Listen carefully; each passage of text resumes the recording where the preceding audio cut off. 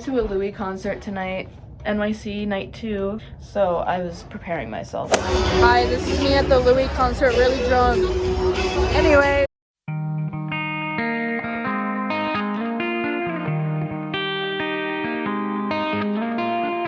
My ears are so clogged. Anyway, hi, besties. The name's Eli. Welcome back to my channel, or if you're new here, welcome. So, I was thinking the other day about my gender envy experiences. So that's what prompted this list and this video idea. Some of them are tame, but eventually you're probably gonna be looking at the screen like, what the fuck? I have a feeling that other trans people, specifically trans mask people watching this, will probably understand where I'm coming from for some of these, but I feel like there's maybe one or two that will probably get everyone looking at me weird. But like, I've accepted it, so it's fine. Alright, number 1 on my gender envy list, MCU Loki of Asgard. Like I said, we're gonna start out tame, right? Like, who wouldn't want to look like this? Tom Hiddleston alone, like, beautiful man. I met him at 2019 Comic-Con, literally the best day of my life. But him specifically as Loki, just, man, it hits different. You know what I'm saying? It hits different in the sense where I want to be him, but I also want to fuck him. So, dilemmas, you know? I feel like that's just the queer trans mask experience. Do I want to be him? Do I want to fuck him? Or both? Usually for me, it's both. So, Loki, a prime example. Number 2, also kind of tame, Kaneki from Greece. Listen, alright, everyone was always like, oh, Danny, Zuko, John Travolta, whatever. Kaneki was a different breed, in my opinion at least. Like, I specifically remember watching Grease as a child and being like, wow, this greasy ass, lame ass dude is so cool. And I want to be him so bad. I really wanted to play him in like a production of Grease. Basically, I really wanted to be a theater kid when I was in high school, but my high school had no extracurricular activities literally at all, except for the lame ass pride club that I was a part of. I really wanted to be a theater kid and I really wanted to play Kaneki. Never happened. It's fine. Alright, next, Percy Jackson. Yes, sir. I'm so excited for the Percy Jackson series on Disney Plus. You literally have no idea.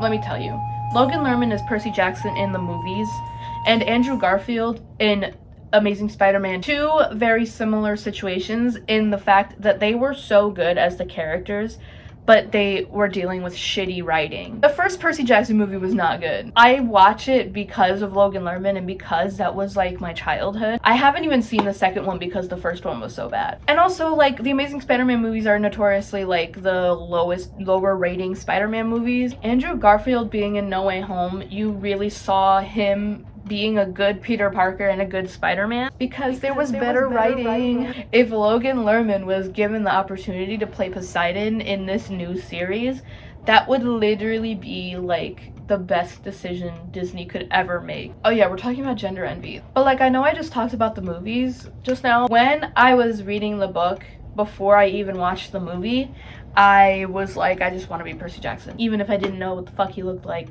I think we're noticing an issue here. I think I just wanted to be a boy. Wonder why. Alright, next, Duncan from Total Drama Island. Now this one isn't that bad, I feel. Look, if you're a trans mask person, look me in the eye and tell me you didn't want to look like Duncan. Okay? It was another one of those situations where I thought I had a crush on him as a child, but really I just wanted to look like him. But it was probably both, because I'm so attracted to punk looking dudes, like, it's ridiculous. I want to be the men I want to fuck. That is my issue, which is why I have such a screwed self-image of like, I think I'm the hottest person in the world, but also I'm so fucking ugly. Anyway, but yeah, Duncan from Total Drama, an icon. Okay, so now in the list, I think we're getting into like the semi-questionable ones, but are like still decent, you know? So JD from Heathers. The only reason this is so low on the list is because he's, you know, a toxic fucking murderer. It's like, what was it, a John Mulaney audio that was going around on TikTok? He was like, this guy killed 3 people, but you're gonna look at him and you're gonna be like, I like this guy. Why do I like this guy? That was me with JD. One, he's hot. Like, are you kidding me? Specifically, Christian Slater's JD is hot. But like any other performance of JD, I'm still attracted to them because of the gender envy, not because of I think they're hot. But like, are you kidding me? So next up on the list, we got multiple characters from Soul Eater. If you don't know Soul Eater, bitch. Soul Eater is one of the two only animes that I've watched from beginning to end. I've only watched Soul Eater and Ouran High School Host Club like beginning to end fully, which is kind of embarrassing. Those are the two animes. We don't have to talk about it. Oh, also, speaking of Ouran High School Host Club, honorable mention, Haruhi. I was so envious that she was able to pass as a dude so easily. I like recently realized that. I have 3 characters from Soul Eater that really stick out. Krona, Death the Kid, and Asura. Those were my top 3 gender envies from that show. But the Krona one, because like Haruhi's really feminine and Krona's very feminine, but like I think it was the gender I can't say that word. Ambiguity.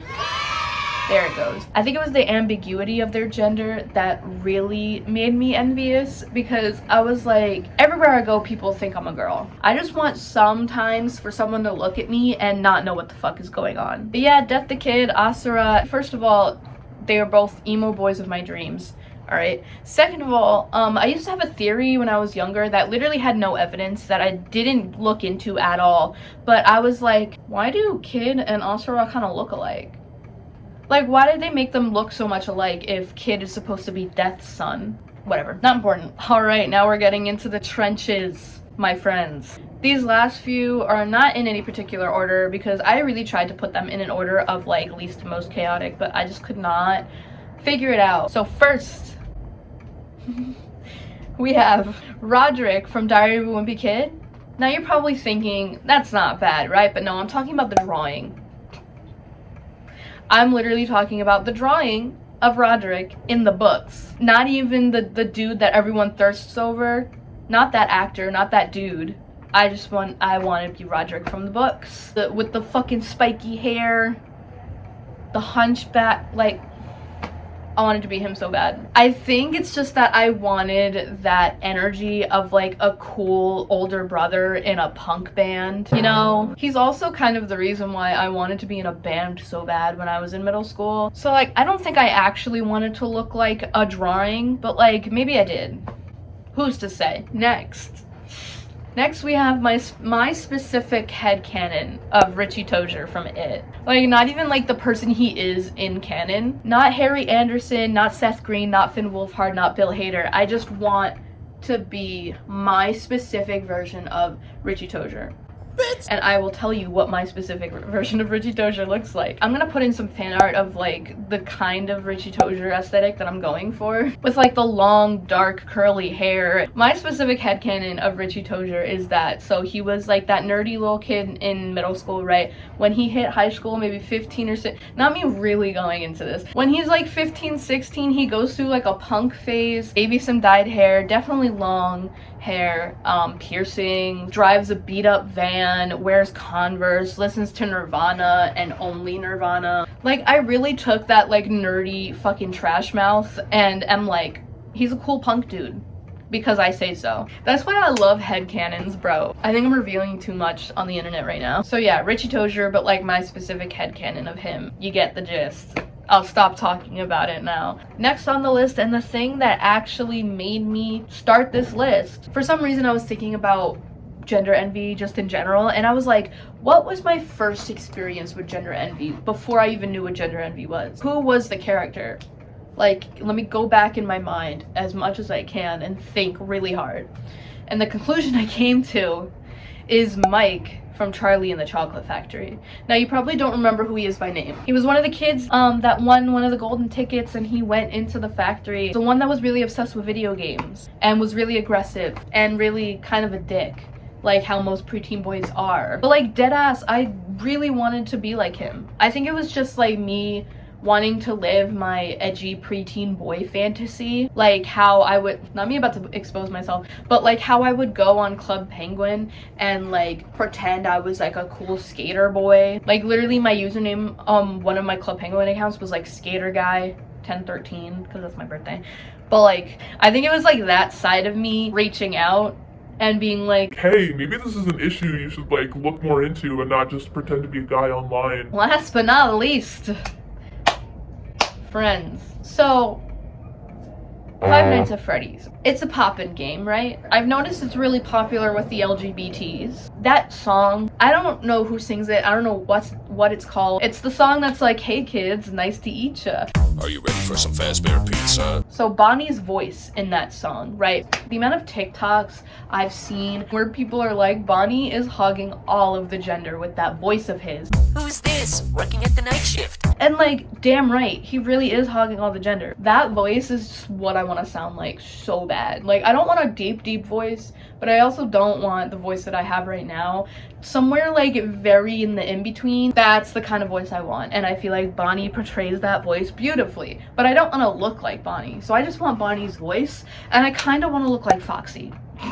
Well, not me kind of looking like Foxy with this hair, but like just his aesthetic, you know? He has a cool aesthetic. Leave me alone. Part of me was like, oh, this is the one where people are gonna look at me crazy for. But now that I think about it, the amount of trans people that I see on my For You page saying something similar to what I'm saying right now about Bonnie and also Foxy, I probably won't be that alone. I'm gonna give you guys a sticker tour of my laptop just because I feel like it. I'm gonna sit down for this. So over here we have Endgame. Over here we have Freddie Mercury. Over here we have Harry Styles' guitar from his first tour. Here we have Galovich. Here we have Cap and Bucky. I got both of these at Comic-Con in 2019. I forget the artist that I got them from, sorry, but I love their stickers. My Ready section. Tony of the Trees, literally my favorite Ready artist on Tumblr. He hasn't posted in so long and I miss him. My friend Sarah got me this for like 2 Christmases ago.